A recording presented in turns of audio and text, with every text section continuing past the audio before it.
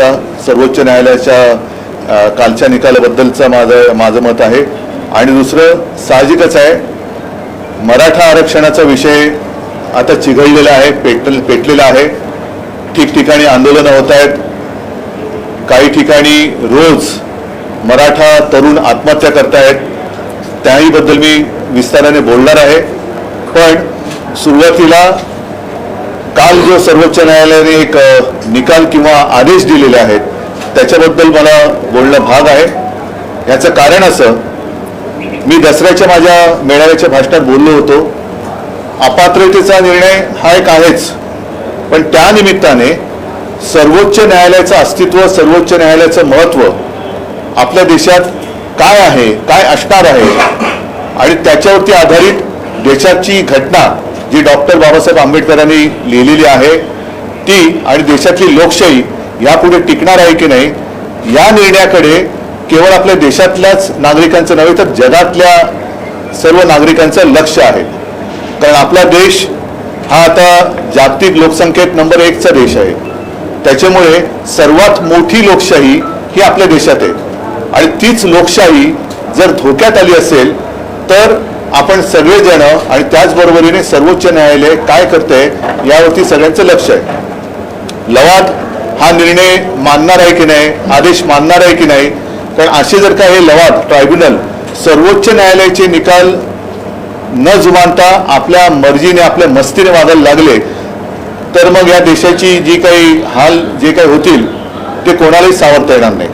आणि काल जो आदेश अत्यंत स्पष्ट शब्दात सर्वोच्च न्यायालयाने इथल्या लवादाला दिलेला आहे, म्हणजे नार्वेकरांना दिलेला आहे, तो अनिल तुम्हाला मी सांगतो जरा वाचून दाखवा. हा एवढ्यासाठी आपणही आपल्याकडे तो आलेला आहे. पण काल संध्याकाळी माझ्या बातम्यात किंवा वाचनात असं आलं की नार्वेकर असं म्हणाले की अजून मी तो काय वाचलेला नाही आहे, मी असं ऐकलेलं आहे वगैरे वगैरे वगैरे. हे त्यांचं सगळे जे काय आहे तर त्याच्यासाठी केवळ त्यांनाच नव्हे तर राज्यातील सर्व जनतेला हा नेमका आदेश आहे, निर्देश आहेत तरी काय हे कळलं पाहिजे. आणि मी तर माझ्या मुंबईतल्या आणि सर्वच आमदारांना असं सांगणार, सर्वच आमदारांना, आज आमदारच तुम्ही पण आहात, सर्वच आमदार जर नार्वेकर मुंबईत असतील तर त्यांना याची कॉपी मुद्दामून द्या आणि त्यांच्यासमोर पण एकदा त्याचं वाचन करा. जरा तुम्ही याचं 1-2 ओळी जे आहेत ते वाचून दाखवा, म्हणजे मग मी पुढच्या विषयावर बोलेन. काल सर्वोच्च न्यायालयाने इकडे जायचं काल सर्वोच्च न्यायालयाने जे काही आदेश दिलेत त्या आदेशाचा थोडक्यात अर्थ असा आहे की शिवसेनेने जी काही पिटिशन्स केली होती आमदार अपात्रतेच्या बाबतीमध्ये, या बाबतीमध्ये अध्यक्षांकडनं एक वेळापत्रक सादर केलं जाणार होतं आणि ते वेळापत्रक सादर करताना काल त्यांनी एक ॲफिडेव्हिट दिलं आणि त्या ॲफिडेव्हिटमध्ये त्यांनी असं सांगितलं की 28 फेब्रुवारीपर्यंत आम्हाला वेळ हवा आहे. त्याची 2 कारणं त्यांनी दिली होती की दिवाळीची सुट्टी आणि अधिवेशन. परंतु या बाबतीत तीव्र नापसंती व्यक्त करून सुप्रीम कोर्टाने असं सांगितलं की आम्ही ऑलरेडी सगळं प्रकरण सेट केलेलं आहे, या बाबतीत आपल्याला निर्णय घ्यायचा आहे आणि तो निर्णय घेण्यासाठी एवढे दिवस काही थांबायची गरज नाही. कारण हे 2 विषय जरी बाजूला काढले तरी जवळपास 30 दिवस आपल्या हातात उरतायत आणि म्हणून ही जी पिटिशन्स आहेत, आमचं 16 जणांचं पिटिशन आणि गोगावलेंचे केलेलं पिटिशन, या दोन्ही पिटिशनचा निर्णय आणि त्यावरचा म्हणजे त्याची सुनावणी आणि त्यावरचा निर्णय हा 31 डिसेंबर पूर्वी तुम्हाला घ्यावाच लागेल, अशा प्रकारचे स्पष्ट आदेश त्यांनी काल दिलेले आहेत. आणि त्या बाबतीमधली पुढील सुनावणी जानेवारीच्या पहिल्या आठवड्यात ठेवली आहे. म्हणजे या बाबतीमध्ये अध्यक्ष म्हणजे ट्रायब्युनल काय करते आणि त्यांनी आपल्या अंमलबजावणी निर्णयाची केली आहे की नाही हे बघण्यासाठी जानेवारीच्या पहिल्या आठवड्यामध्ये पुन्हा एकदा सुनावणी घेतलेली आहे. त्यामुळे या सगळ्या गोष्टींचा अंतिम निवाडा हा 31 डिसेंबर पूर्वी हा करावाच लागेल. तो जर केला नाही तर कंटेम्प्ट ऑफ कोर्ट होईल आणि त्याची तीव्र दखल न्यायालय 31 तारखेच्या नंतर जी पहिल्या आठवड्यात जानेवारीच्या सुनावणी ठेवलेली आहे त्याच्यात ती घेईल. ठीक आहे. याचाच अर्थ असा की घटनेनुसार जर का न्याय निवाडा झाला आणि जो होईल याची मला खात्री आहे. कारण मी परंपरेच्या बाबतीत सुद्धा दसऱ्या मेळाव्यात बोललेलो आहे. महाराष्ट्राला सुद्धा एक न्यायदानाची परंपरा आहे जी रामशास्त्री प्रभुणे यांच्या नावाने आज सुद्धा आपण म्हणतो की रामशास्त्री बाणा. सत्ताधीशांपुढे न झुकता, समोर सत्ताधीश किती बलवान असला तरी त्याच्याही समोर न झुकता न्याय देण्याची परंपरा ही महाराष्ट्राने देशालाच नव्हे तर जगाला दाखवलेली आहे. आणि त्याच परंपरेला जागून केवळ शिवसेनेलाच नव्हे तर लोकशाहीला न्याय मिळेल याची मला खात्री आहे. आणि असं होईल याची खात्री असल्यामुळे 31 डिसेंबरला सरत्या वर्षाला आणि अपात्र सरकारला आपण निरोप देऊ, हाही माझ्या मनामध्ये विश्वास आहे. आता दुसरा मुद्दा जो आहे आरक्षणाचा, मी त्याहीबद्दल दसरा मेळाव्यात बोललोय. परवा सुद्धा मी माझं एक पत्र दिलं होतं, पण अजूनही काही मार्ग निघत नाहीये. काल एक मीटिंग मुख्यमंत्र्यांनी घेतली, पण त्या मीटिंगला माझ्या माहितीप्रमाणे दोन्ही उपमुख्यमंत्री हजर नव्हते. एका मुख्यमंत्र्यांना डेंगी झालंय असं कानावर आलं आणि दुसरे उपमुख्यमंत्री हे मराठा महाराष्ट्र याहीपेक्षा भाजपाचा प्रचार करायला रायपूरला गेले होते. म्हणजे ज्यांना आपल्या राज्यामध्ये सगळं जळत असताना, लोक रस्त्यावरती उतरली असताना, तरुण आत्महत्या करत असताना देखील पक्षाचा दुसऱ्या राज्यातला प्रचार महत्वाचा वाटतो, अशी लोक हे या समाजाला न्याय देऊ शकतात का? हा एक प्रश्न ज्याच्या त्याच्या मनातला आहे, तोच मी आज बोलतोय. मी आपल्या माध्यमातून जरांगे पाटलांना सुद्धा विनंती करतोय, जी विनंती मी त्यांना भेटलो होतो तेव्हा केली होती, की कृपा करून तुम्ही टोकाचं पाऊल उचलू नका. तुमच्यासारख्या लढवयांची राज्याला आणि समाजाला गरज आहे. तुम्ही सुद्धा आणि मराठा समाजातल्या तरुणांना सुद्धा मी विनंती करते की कृपा करून आत्महत्येसारखं टोकाचं पाऊल उचलू नका. आणि त्याचबरोबरीने आपापसात कुठे मतभेद होतील, जाळपोळ होईल, भांडण होईल, असं काही करू नका. कारण आज सकाळी जरांगे पाटलांनी सुद्धा तेच म्हटलेलं आहे की जाळपोळ करण्यामध्ये दुसरे कोणतरी असू शकतात. मग हे दुसरे कोण जरी असतील तर त्यांचं षडयंत्र हेच आहे की महाराष्ट्राला बदनाम करून टाकायचं. एक तर महाराष्ट्रामध्ये येऊ शकणारे उद्योगधंदे यांनी गुजरातकडे पळवले, इतर राज्यात पळवले आणि महाराष्ट्र असा बदनाम करायचा की नवीन उद्योग महाराष्ट्रात येणारच नाही. आणि अशी परिस्थिती उद्भवली तर मग नोकऱ्या मिळणार कुठून? तर त्याहीपेक्षा मला असं वाटतं की आज महाराष्ट्रामध्ये एक अस्वस्थता आहे. सर्व समाजाच्या मनात भीती आहे की आपलं काय होणार. मराठ्यांना त्यांचं आरक्षण, त्यांचा न्याय हक्क हा मिळालाच पाहिजे, याच्याबद्दल दुमत नाही. एक गोष्ट लक्षात घेतली पाहिजे की मराठे स्वाभिमानी आहेत, त्यांना दुसऱ्याच्या पानातलं वाढलेलं खेचून घेण्याचा कुठेही त्यांची इच्छा नाही, त्याची त्यांची मागणी नाही. मराठा समाज आहे, धनगर समाज लढतो आहे, ओबीसीच्या मनामध्ये धाकधूक आहे, आदिवासींच्या मनामध्ये धाकधूक आहे. आपलं काय होणार? जर मुख्यमंत्र्यांची शपथ घेतली छत्रपती शिवाजी महाराजांची, ती शपथ त्यांनी गादीवर बसल्यानंतर 1.5 वर्षानंतर का घेतली? मधल्या काळामध्ये त्याने प्रश्न सोडवायला काही हरकत नव्हती. आणि आज सुद्धा जर ते राज्याच्या पातळीवरती हा विषय सोडवत असतील तर काही करा, पण मार्ग काढा. आमच्याशी मी मागेही बोलूही नका, तुम्ही मार्ग काढा, आम्ही तुमच्या सोबत आहोत, आम्ही तुमच्या सोबत आहे. पण महाराष्ट्राची जी एकजूट आहे, महाराष्ट्राची जी एकता आहे, ती संपवण्याचा प्रयत्न जर कोण करत असेल तर महाराष्ट्राने सुद्धा सावध होण्याची आज गरज आहे. आज सुद्धा मंत्रिमंडळाची ते काहीतरी बैठक घेत आहेत, त्याच्यामध्ये आपण वाट बघूया. जी काही एक अपेक्षा त्यांच्याकडनं आहे की सर्व समाजाचा हक्क, समाजाचे हक्क आहेत, त्याला कुठेही धक्का न लावता मराठा आणि धनगर समाजाला ते आरक्षण देऊ शकत असतील, आनंद आहे. आणि न पेक्षा हा जो विषय आहे हा लोकसभेमध्ये सोडवण्यासारखा आहे. कारण आपल्याला सर्वांना कल्पना आहे की दिल्ली सरकारच्या बाजूने सर्वोच्च न्यायालयाने जो निर्णय दिला होता तो देखील लोकसभेमध्ये पाशवी बहुमताच्या बळावरती भारतीय जनता पक्षाने कसा वळवला हे आपल्याला माहिती आहे. त्याच्यामुळे ही टक्केवारीची जी काही गोष्ट आहे ती लोकसभेमध्ये आपण सोडू शकतो. जर हे विशेष अधिवेशन म्हणजे राज्यामध्ये विधिमंडळाचं घेऊन प्रश्न सुटत असेल जरूर घ्या, पण त्यापेक्षा मला असं वाटतं संसदेचं विशेष अधिवेशन घेऊन तात्काळ हा प्रश्न सोडवला जाऊ शकतो. जी मागणी मी जरांगे पाटलांच्या समोरच गणपतीच्या दिवसात जेव्हा एक खास अधिवेशन संसदेचं बोलवलं गेलं होतं तेव्हाही केली होती, तीच आज करतो आहे.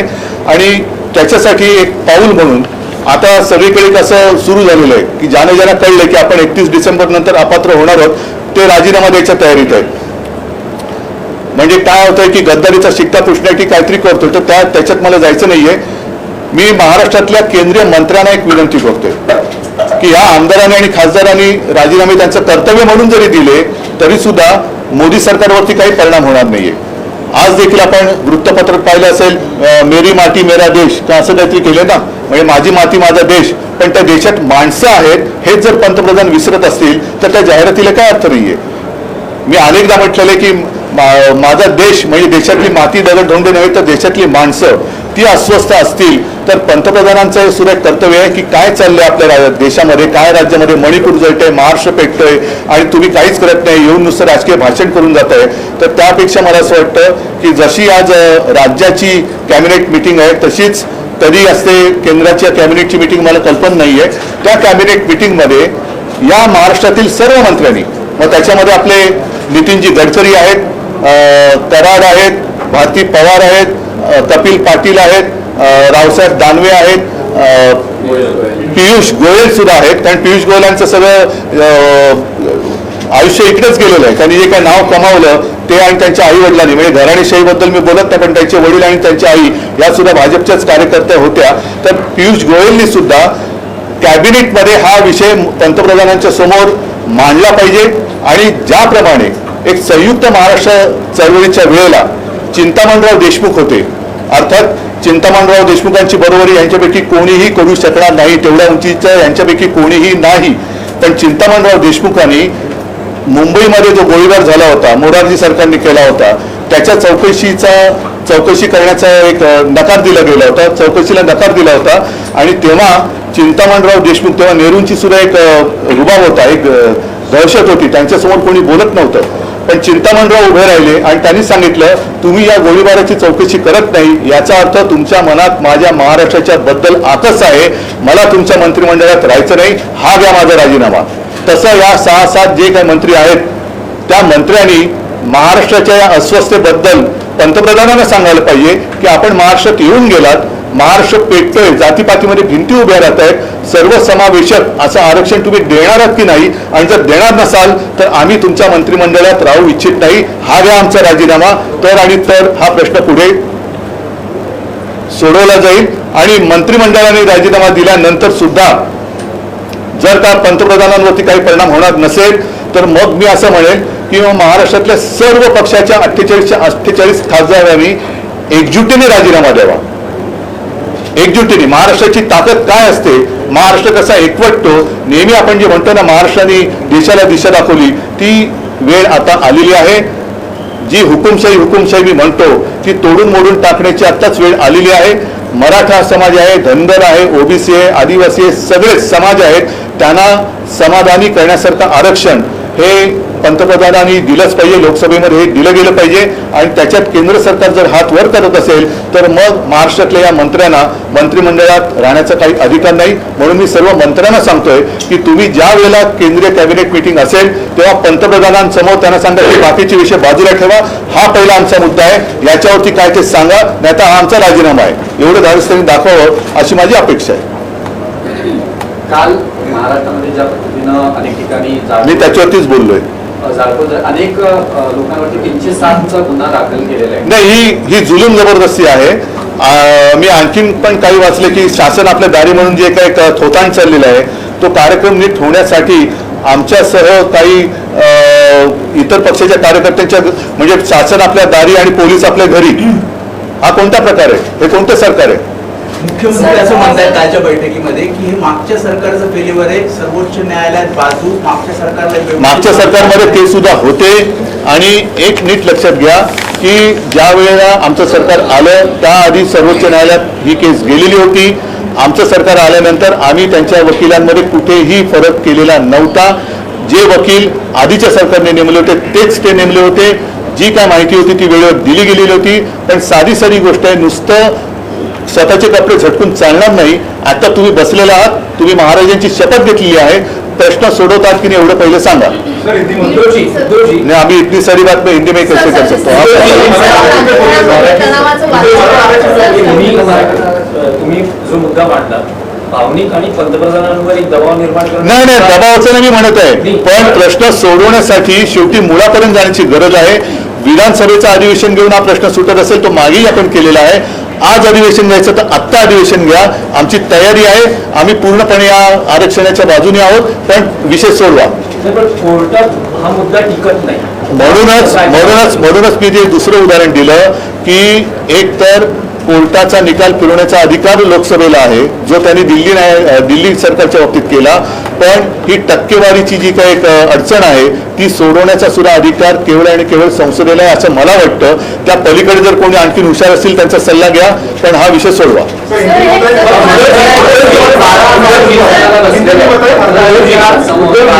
जिस तरीके से महाराष्ट्र में आरक्षण के मुद्दे को लेकर हर जगह मैंने जैसे अभी कहा कि महाराष्ट्र आज तक तो शांत था. मैंने इसलिए सारे लोगों को धन्यवाद भी दिया था, जरंगे पाटिल साहब को भी मैंने धन्यवाद कहा था, लेकिन अब लग रहा है कि स्थिति हाथ से बाहर निकल रही है. और मैं सब लोगों को एक विनती करता हूं कि आपस में लड़ाई कर कुछ होने वाला नहीं है. अगर कुछ करना है, क्योंकि कुछ सांसद इस्तीफा देना चाहते या देने की कोशिश कर रहे हैं, कुछ विधायक देने की कोशिश कर रहे हैं, कुछ विधायकों ने इस्तीफा दिया और सांसदों ने दिया तो भी केंद्र सरकार पर कुछ असर होने वाला नहीं है. और इसलिए मैं कह रहा हूं कि जितने केंद्रीय मंत्री महाराष्ट्र से है, वो नितिन जी है, पीयूष गोयल है, रावसाहेब दानवे आहेत, कराड आहेत, भारती पवार आहेत, कपिल पाटिल आहेत और कितने होंगे पता नहीं. उनको मैं कह रहा हूं कि आज कल परसों जब भी केंद्रीय कैबिनेट मीटिंग होगी तो अपने प्रधानमंत्री जी के सामने ये बात रखो और उनको कहिए, प्रधानमंत्री जी आज तक तो हमने आपकी बात सारी बातें मान ली, सब मन की बात भी सुन ली, लेकिन अब जन की बात सुनो. महाराष्ट्र में ये स्थिति है, आप करने वाले हैं या नहीं है? अगर हाँ है तो जल्दी करो, नहीं है तो हम इस्तीफा देना चाहते हैं, हम आपके कैबिनेट में नहीं रह सकते. इतनी हिम्मत तो उन्होंने दिखानी चाहिए. तुम्ही मुख्यमंत्री असताना महाराष्ट्राच्या अनेक विषयांवर पंतप्रधानांची भेट घेतलेली आहे. जो आता सध्या ज्वलंत मुद्दा आहे महाराष्ट्राचा, तुमची तयारी आहे का पंतप्रधानांना भेटून मी या विषयासाठी पंतप्रधान भेटायला मला काहीच अडचण नाहीये, पण मी मुख्यमंत्री असताना जे विषय मांडले होते त्याची दखल नाही घेतली गेली. आता ते मी बोलल्यानंतर ऐकत असेल, मी आता तुमच्या समोर मी पंतप्रधान भेटायला जायला तयार आहे. पण जे मुख्यमंत्री उपमुख्यमंत्री त्यांच्यातल्या राजी नाराजीच्या नाटकासाठी मंत्रिमंडळ विस्तार मंत्री याच्यासाठी दिल्लीत जातात, याच्यासाठी एकदा तरी गेलेत का आतापर्यंत? का गेले नाहीत? सगळे समाज हे सगळे अस्वस्थ आहेत. म्हणजे मराठा समाज रस्त्यावरती उतरलेले आहेत, धनगर सुद्धा आतून धुमस्त आहेत, ओबीसी अस्वस्थ आहेत, आदिवासी अस्वस्थ आहेत. या समाजांना शेवटी रिकामं पोट भरण्याची जबाबदारी कोणाची आहे? आणि म्हणून मी परत सांगतोय की महाराष्ट्रामध्ये आगी पेटवायच्या की जेणेकरून महाराष्ट्र बदनाम होईल. एक तर येऊ घातलेले उद्योगधंदे हे त्यांच्या राज्यात त्यांनी नेले. मुंबईचं सुद्धा महत्व ते मारतायत, सगळं काही त्यांच्या गुजरात, अहमदाबाद, सुरतला सगळं ते घेऊन जात आहेत. असं जर का वातावरण चिघळलं तर उद्योगधंदे येणार नाहीत, त्यांचं काम होतंय.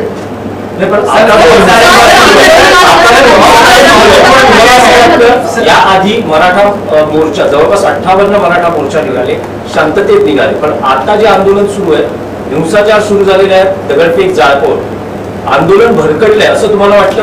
नाही, मी आता त्याच्याबद्दल काही भाष्य करणं योग्य नाहीये, कारण शेवटी प्रत्येकाचा एक संयमाची सीमा असते. जरांगे पाटील या विषयात ती सकाळी बोलत, मी ते अजून नीट ऐकलेलं नाही.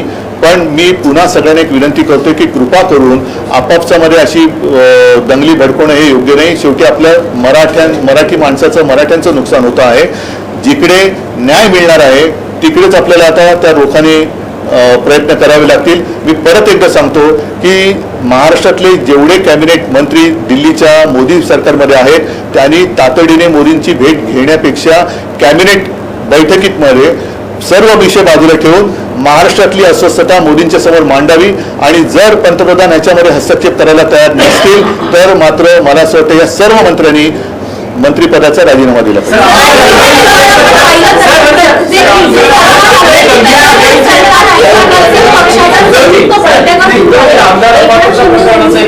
एक कोणतरी एखादी पक्षातील आमदारांची बैठक बोलवली आहे. काल देवेंद्र फडणवीस यांनी देखील कोर कमिटीची बैठक घेतली, अजित पवार यांनी देखील आमदारांची बैठक बोलली. तर संयुक्त बैठक घेण्यापेक्षा सर्व पक्षीय आमदारांची बैठक किंवा नेत्यांची बैठक का घेतली जात नाही? सर्वदलीय बैठक बोलवली आहे. अरे जरा एका प्रश्नाचं उत्तर देऊया. आता जे मी म्हटलं तुम्हाला की काही खासदारांनी राजीनामे दिले, हे कोण आहेत? जे सत्तेमध्ये आहेत त्यांनी. अरे सत्तेत आहेत तर प्रश्न सोडवा ना, राजीनामे कशाला देत आहे? मंत्र्यांनी राजीनामा दिले पाहिजे. सत्तेत आहे तर जाऊन बसा, तुम्ही मुख्यमंत्र्यांच्या तिकडे बसा, उपमुख्यमंत्र्यांकडे, तुम्ही खासदार आहात ना, तर जा ना संसदेत. आणि संसदेत आवाज का नाही उठवला आजपर्यंत?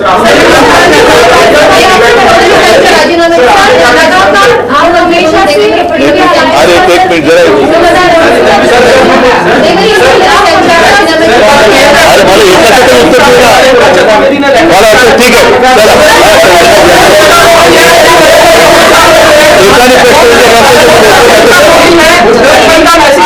अपात्रता प्रकरणात एक प्रश्न आहे की नुकतीच देवेंद्र फडणवीस यांनी टीव्ही 9 मराठीला मुलाखत दिली होती.